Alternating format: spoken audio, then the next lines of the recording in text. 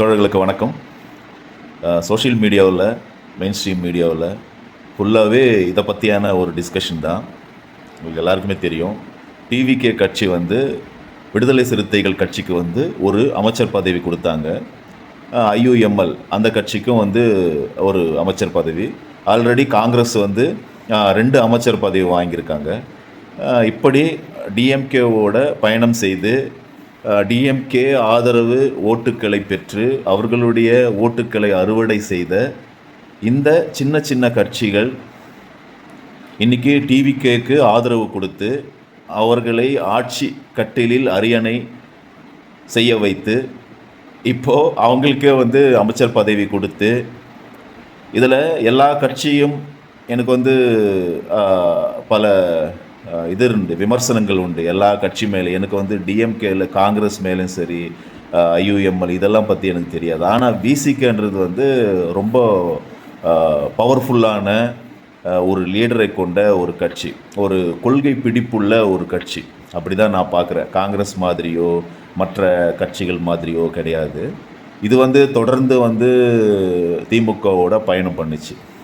இப்போது அந்த ஜர்னியில் பல முரண்பாடுகள் வந்தது பல விஷயத்தில். நான் என்னுடைய சேனலில் சமம் 360ல் முக்கியமாக வேங்கை வயல் பிரச்சனையை பற்றி நான் பேசியிருந்தேன். அதில் ஸ்டார்டிங்கில் நான் ஒரு 10 வீடியோ அப்போ ஸ்டார்ட் பண்ணி போட்டிருந்தான்னு சொன்னால் அதில் ஒரு 2 வீடியோ வேங்கை வயல் பற்றி நான் பேசியிருந்தேன். நான் டிஎம்கே சப்போர்ட்டராக இருந்தாலும் அதையும் தாண்டி நான் விசிகாவை ரொம்ப நேசிக்கிற, உள்ளம் நிறைஞ்சி ஒரு அதனுடைய விசிகா மேலே அவ்வளோ ஒரு இது எனக்கு. இப்படி இருக்கிறப்போ டிஎம்கே எனக்கு பிடிக்கும். இந்திய அளவில் இருக்கிற பிரச்சனைகளை கையாளுறதுல நமக்கு இந்த இந்திய தேசியம், இந்த அடக்குமுறை, அதாவது இந்த பார்ப்பனிய இந்திய தேசியம் நமக்கு கொடுக்குற அந்த ப்ரெஷரை கண்ட்ரோல் பண்ணி அதை ஃபைட் பண்ணுறதுக்கு டிஎம்கே இங்கே ரொம்ப முக்கியம். வேறு எந்த கட்சியுமே கிடையாது.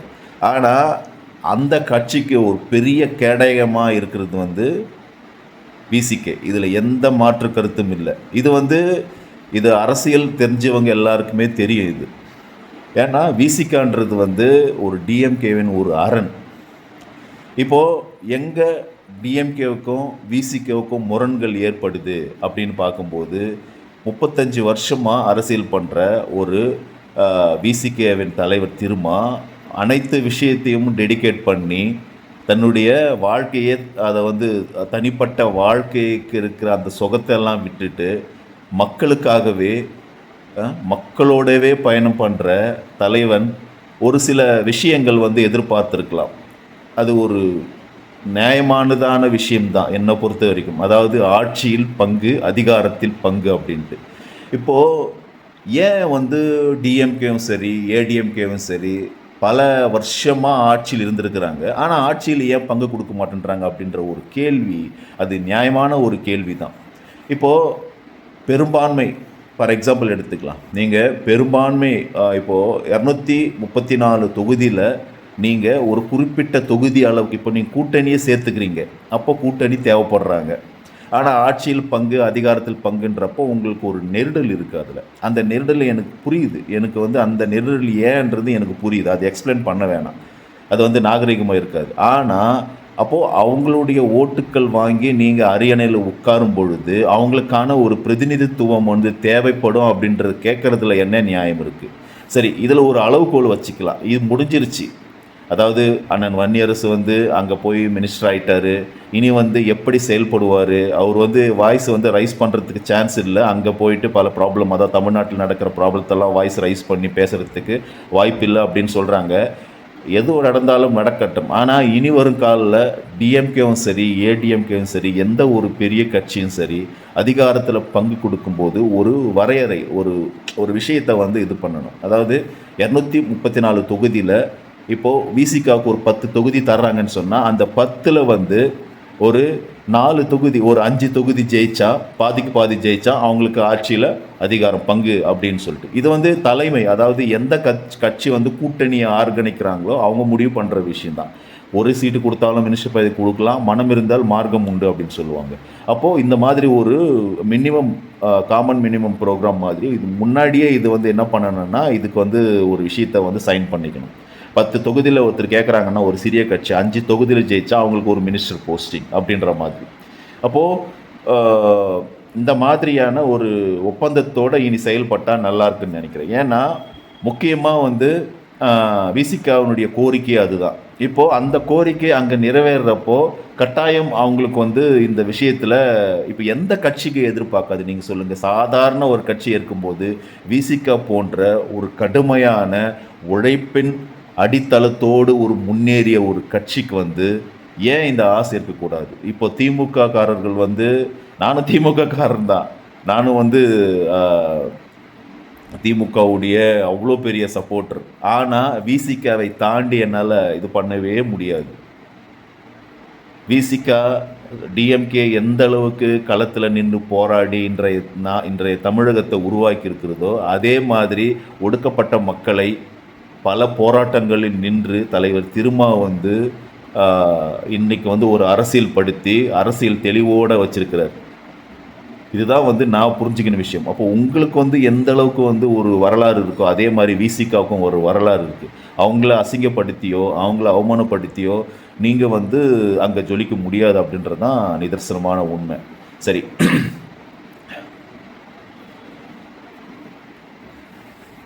சரிங்க. இப்போது இன்னொரு ஆங்கிளில் யோசிக்கலாம்.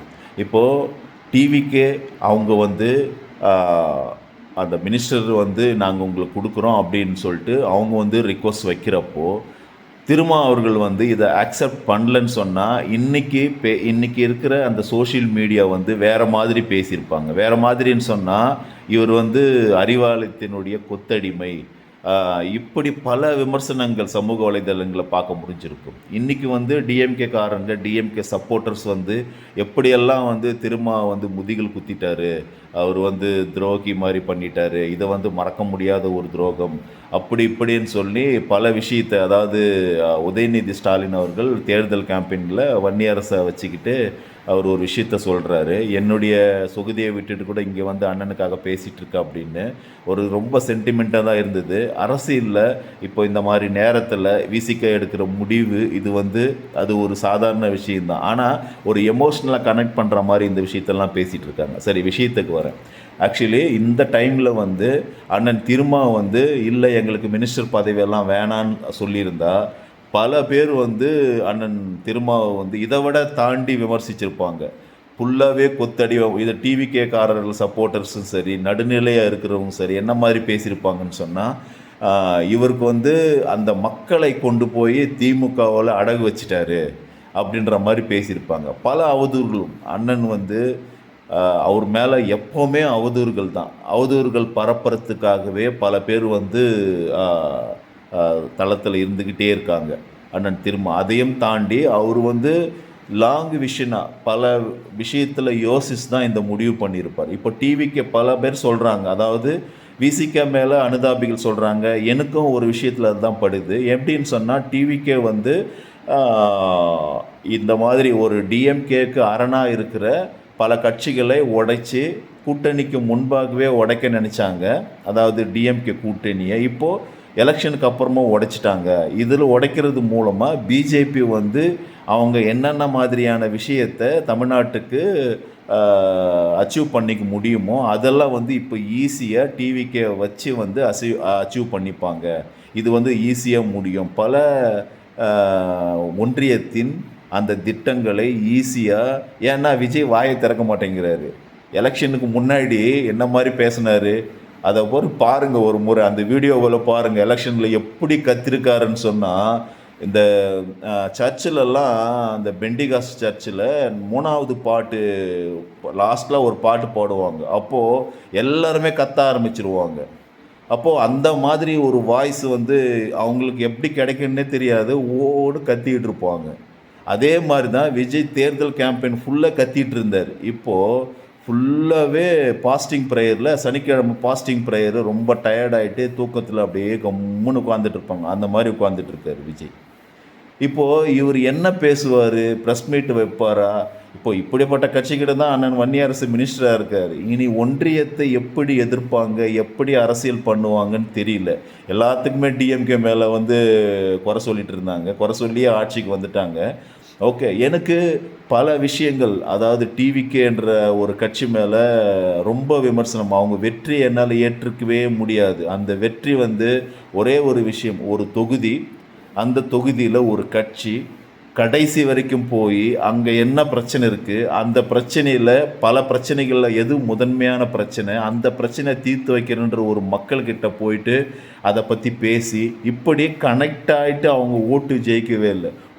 பொதுவாக சட்டம் ஒழுங்கு சரியில்லை, பெண்களுக்கு பாதுகாப்பு இல்லை, ஒரு மாற்றம் வேணும். இதுதான்.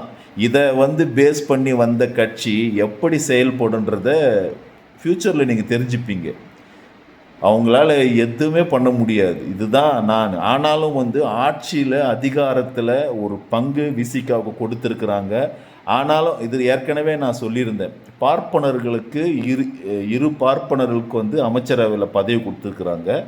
அதில் வந்து முக்கியமாக ஒரு அறநிலைத்துறை, அந்த இந்து கோயில், அந்த அறநிலைத்துறையில் வந்து ஒரு பார்ப்பனரை போட்டிருக்கிறாங்க.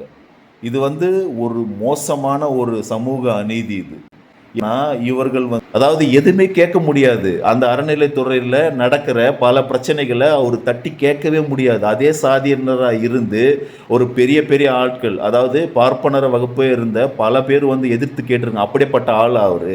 இப்போ மினிஸ்டராக இருக்கிறோம். இதுக்கு முன்னாடி அவருடைய ட்ராக் ரிப்போர்ட் என்ன? அவர் என்ன அம்பேத்கரையும் பேசியிருக்கிறாரா, பெரியாரையும் பேசியிருக்கிறாரா, இல்லை மார்க்ஸையும் பேசியிருக்கிறாரா? எப்படியாப்பட்டவரை நீங்கள் அங்கே போயிட்டு நிறுத்துறீங்க?